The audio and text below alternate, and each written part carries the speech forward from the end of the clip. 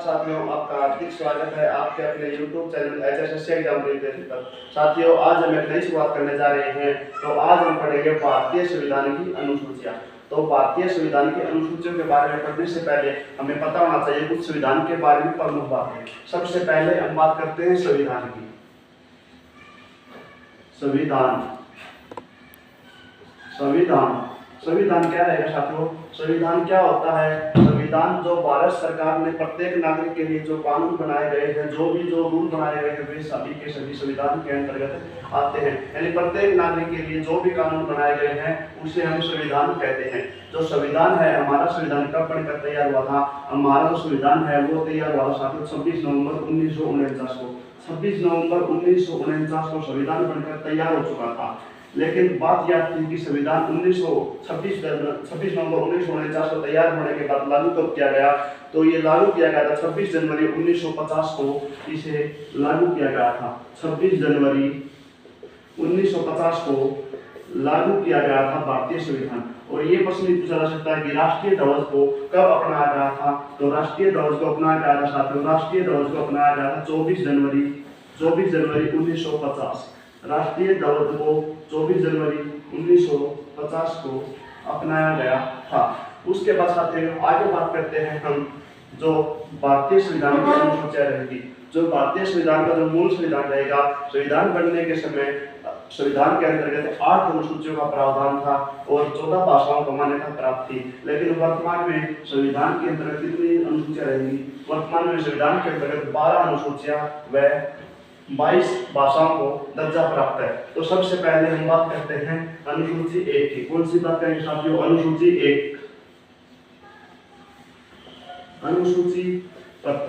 अनुसूची प्रथम के बारे में किसी चीजें किया गया है। अनुसूची 1 के अंतर्गत राज्यों व केंद्र शासित प्रदेशों का वर्णन किया गया है। और अनुसूची 1 के अंतर्गत जो भारत के जो राज्य व केंद्र शासित प्रदेश रहेंगे उनका वर्णन किया गया है। यानी कि भारत के 28 राज्य और 8 केंद्र शासित प्रदेशों का वर्णन रहेगा अनुसूची 1 के अंतर्गत। राज्यों व केंद्र शासित प्रदेशों का वर्णन, केंद्र शासित प्रदेशों का वर्णन, केंद्र शासित प्रदेशों का वर्णन कौन से अनुसूची में किया गया है? अनुसूची 1 में। परीक्षा में प्रश्न ये पूछा गया कि राज्यों व केंद्र शासित प्रदेशों का वर्णन संविधान की किस अनुसूची के तहत किया गया है? तो संविधान की अनुसूची 1 के अंतर्गत राज्यों व केंद्र शासित प्रदेशों का वर्णन किया गया है। उसके बाद आगे बढ़ते हैं। उसके बाद आगे रहेगा अनुसूची 2। अनुसूची 2 के अंतर्गत क्या किया गया है? अनुसूची 2 के अंतर्गत वेतन व भत्ते का उल्लेख किया गया है। अनुसूची 2 वेतन व भत्ते का उल्लेख। जो भी जो कर्मचारी होगा, जैसे राष्ट्रपति प्रधानमंत्री को जो वेतन दिया जाता है उसका उल्लेख, भत्ते का उल्लेख, वेतन व भत्ते का उल्लेख किया गया है अनुसूची 2 के तहत। अनुसूची 2 के अंतर्गत राष्ट्रपति को संचित निधि के द्वारा जो वेतन दिया जाता है, प्रधानमंत्री, राज्यपाल, जो उच्च न्यायालय का मुख्य न्यायाधीश, सर्वोच्च न्यायालय का मुख्य न्यायाधीश, उनको जो वेतन दिया जाता है, सभी जो मंत्री परिषद को वेतन दिया जाता है उसका वर्णन किया गया है अनुसूची 2 के तहत। उसके बाद आगे बात करते हैं साथियों अनुसूची 3। अनुसूची 3 के अंतर्गत किस चीज का वर्णन किया गया है? अनुसूची 3 के अंतर्गत शपथ का वर्णन किया गया है। शपथ यानी कि जैसे कि प्रधानमंत्री को शपथ राष्ट्रपति दिलाता है, जैसे कि राज्यपाल को शपथ राष्ट्रपति और प्रधानमंत्री को शपथ राष्ट्रपति दिलाते हैं, इसी प्रकार जो ये शपथ का वर्णन किया गया है, किसी भी अधिकारी को शपथ दिलाने का वर्णन किया गया है संविधान की अनुसूची 3। उसके बाद हम आगे बात करेंगे साथियों संविधान की अनुसूची 4। किस चीज की बात करेंगे साथियों? संविधान की अनुसूची 4। उसके बाद आगे बात करते हैं साथियों अनुसूची 4। क्या रहेगा? अनुसूची 4।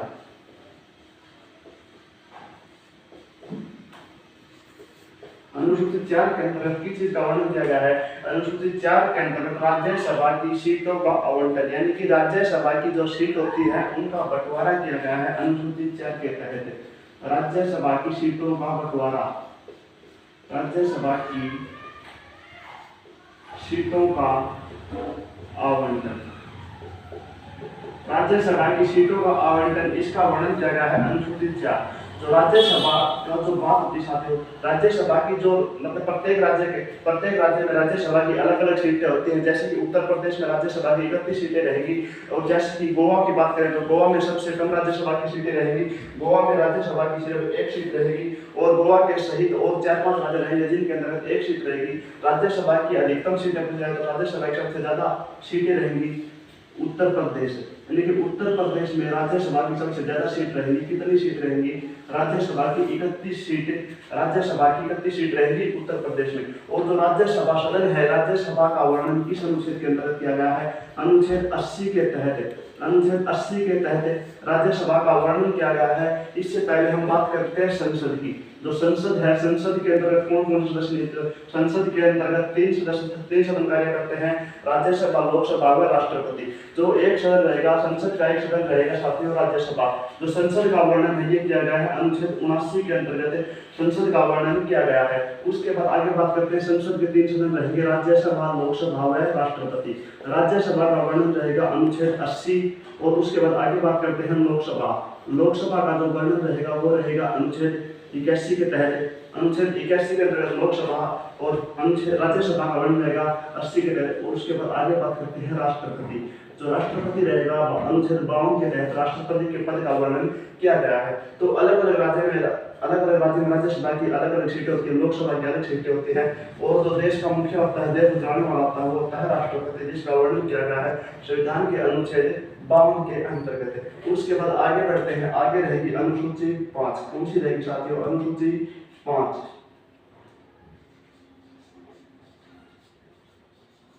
अनुसूची 5 के अंतर्गत किस चीज का वर्णन किया गया है? अनुसूची 5 के अंतर्गत अनुसूचित जनजाति व राज्य क्षेत्रों, अनुसूचित जाति व अनुसूचित क्षेत्रों के प्रशासन का नियंत्रण किया गया है। अनुसूचित क्षेत्रों व अनुसूचित क्षेत्र व अनुसूचित जनजातियों, अनुसूचित जनजातियों का वर्णन, जनजातियों का प्रशासन, जनजातियों का प्रशासन व नियंत्रण।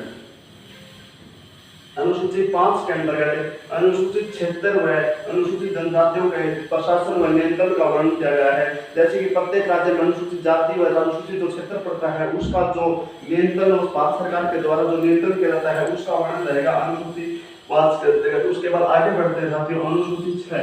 अनुसूची 6 में क्या रहेगा? अनुसूची 6 में भारत के 4 राज्य रहेंगे, असम, मेघालय, त्रिपुरा और मिजोरम। असम, मेघालय, त्रिपुरा और मिजोरम राज्यों के जनजातीय क्षेत्रों का प्रशासन व नियंत्रण, यानी कि जो 4 राज्य रहेंगे कौन से रहेंगे? असम, मेघालय, त्रिपुरा और एक रहेगा साथियों मिजोरम। ये 4 राज्य रहेंगे। इनका जो जनजातीय क्षेत्र होता है उसका प्रशासन व नियंत्रण के बारे में, जनजातीय क्षेत्र का प्रशासन व नियंत्रण। जो अनुसूची 5 थी इसके अंतर्गत देश के जितने भी अनुसूचित क्षेत्र व जनजातीय क्षेत्र होंगे उनका प्रशासन का वर्णन किया गया है अनुसूची 5। और 4 राज्य रहेंगे, असम, मेघालय, त्रिपुरा और मिजोरम। इन 4 राज्यों के अनुसूचित जाति और जनजातीय क्षेत्रों का वर्णन किया गया है, वो किया गया है साथियों अनुसूची 6 के अंतर्गत। उसके बाद आगे बात करते हैं साथियों अनुसूची 7। अनुसूची 7 के अंतर्गत किस चीज का वर्णन किया गया है? अनुसूची 7 के अंतर्गत 3 सूची होती है, उनका वर्णन किया गया है। अनुसूची 7 के अंतर्गत केंद्र सूची, राज्य सूची व समवर्ती सूची का वर्णन किया गया है। सबसे पहले बात रहेगी केंद्र सूची। केंद्र सूची, राज्य सूची व समवर्ती सूची, जो ये 3 सूची आती है इनका वर्णन किया गया है अनुसूची 7 के अंतर्गत। जो केंद्र सूची होती है, केंद्र सूची के ऊपर जो फैसला किया जाता है, जो भी कानून बनाने का अधिकार होता है वो होता है केंद्र के पास, यानी केंद्र सरकार के पास। केंद्र सूची के अंतर्गत कानून बनाने का अधिकार सिर्फ और सिर्फ केंद्र सरकार के पास होता है, और राज्य सूची के अंतर्गत कानून बनाने का अधिकार सिर्फ और सिर्फ राज्य सरकार के पास होता है। और समवर्ती सूची के तहत क्या होता है? केंद्र और राज्य दोनों सरकार मिलकर आपस में कानून बनाती है। अगर दोनों के बीच मतभेद पैदा हो जाए तो केंद्र सरकार जो फैसला मानती है, जो केंद्र सरकार का जो बात होती है केंद्र सरकार का जो फैसला होता है वो मान्य होता है। तो केंद्र सरकार के अंतर्गत केंद्र सरकार कानून बनाती है, राज्य सूची के अंतर्गत राज्य सरकार कानून बनाती है, और समवर्ती सूची के अंतर्गत दोनों सदन यानी कि केंद्र सूची और राज्य सूची दोनों मिलकर कानून बनाती हैं। अगर मतभेद होने के कारण जो केंद्र सूची का जो फैसला होगा, जो निर्णय होगा, वो सर्वोपरि मान्य होगा। उसके बाद आगे बात करते हैं अनुसूची 8।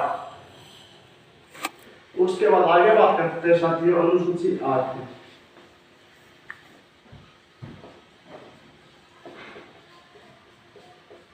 अनुसूची 8 के अंतर्गत किस चीज का वर्णन किया गया है? संविधान के अंतर्गत 22 भाषाओं का उल्लेख है, जो उसका वर्णन किया गया है। जो संविधान के अंतर्गत जो 22 भाषाएं हैं उनको रखा गया है संविधान की अनुसूची 8 है। यानी कि संविधान की 22 भाषाओं की मान्यता, जो 22 भाषाओं का उल्लेख इस अनुसूची के तहत किया गया है। 22 भाषाओं का उल्लेख संविधान की 8वीं अनुसूची के तहत किया गया है। जो संविधान की जो 22 भाषाएं जो जिनको मान्यता प्राप्त है उनका उल्लेख किया गया है अनुसूची 8 के तहत।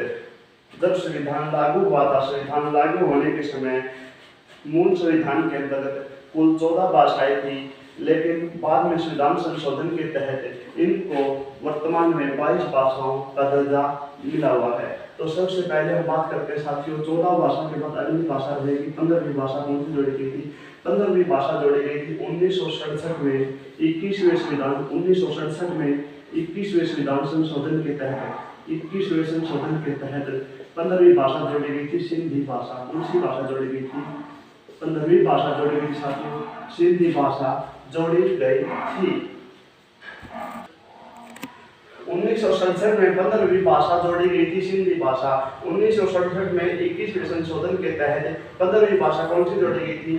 सिंधी भाषा जोड़ी गई थी। उसके बाद आगे बात करते हैं हम 16, 17 और 18वीं भाषा कौन सी जोड़ी गई थी? 16, 17 और 18वीं भाषा जोड़ी गई थी साथियों 1992 में।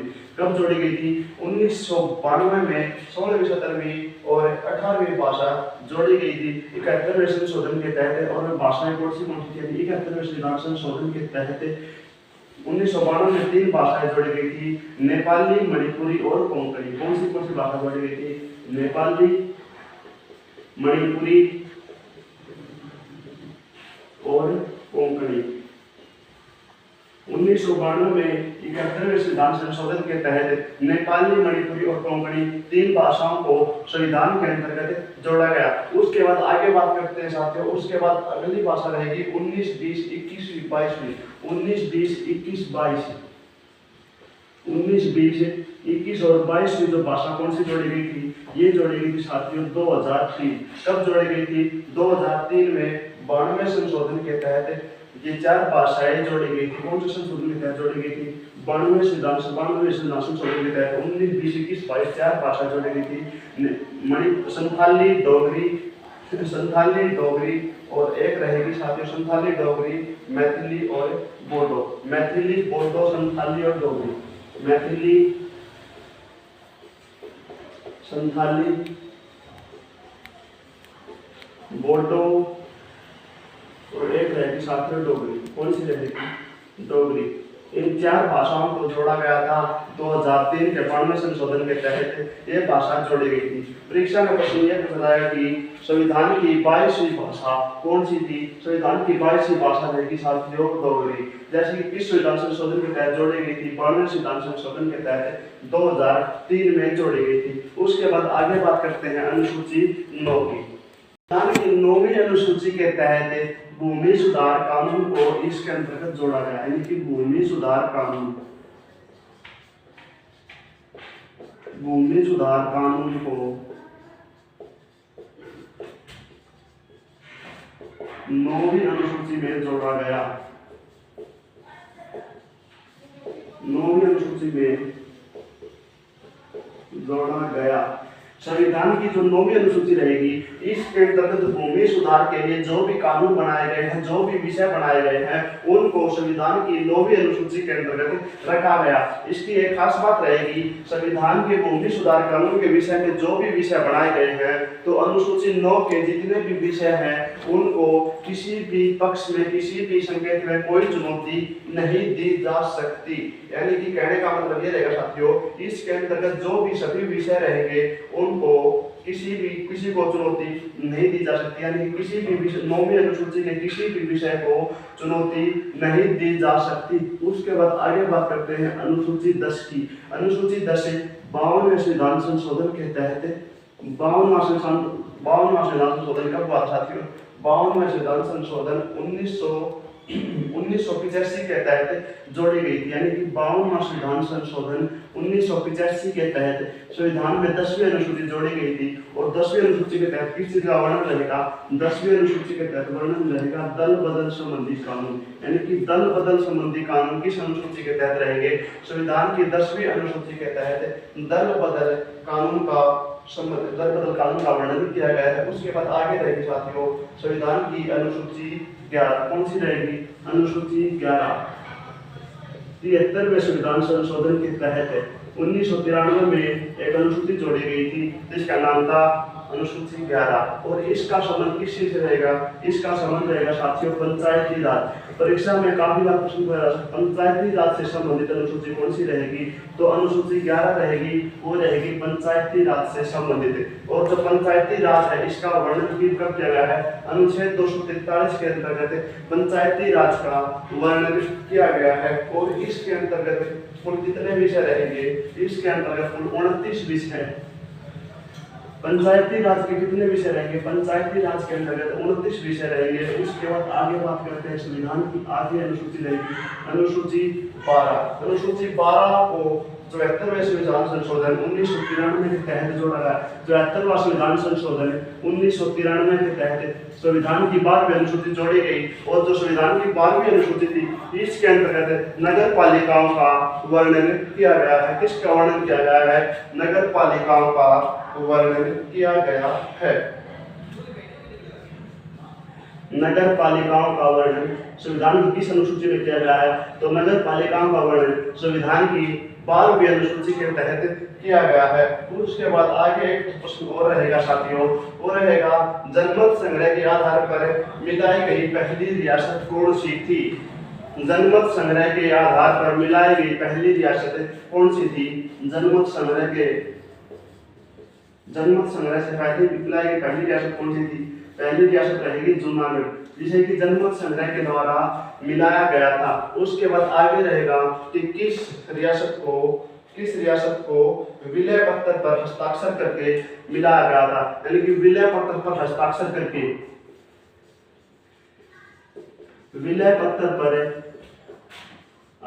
करके किस रियासत को मिलाया गया था? तो जम्मू कश्मीर रियासत को विलय पत्र पर हस्ताक्षर करके मिलाया गया था। और एक ये रहेगा पुलिस कार्रवाई करके किस रियासत को मिलाया गया था? पुलिस कार्रवाई करके साथियों हैदराबाद रियासत को मिलाया गया था। तो दोस्तों ये थी संविधान की कुछ प्रमुख अनुसूचियां जिनसे प्रत्येक परीक्षा में एक प्रश्न जरूर पूछा जा सकता है। अगर आपको यह वीडियो अच्छी लगी तो इसे लाइक और शेयर जरूर करें, चैनल को सब्सक्राइब करना न भूलें। धन्यवाद।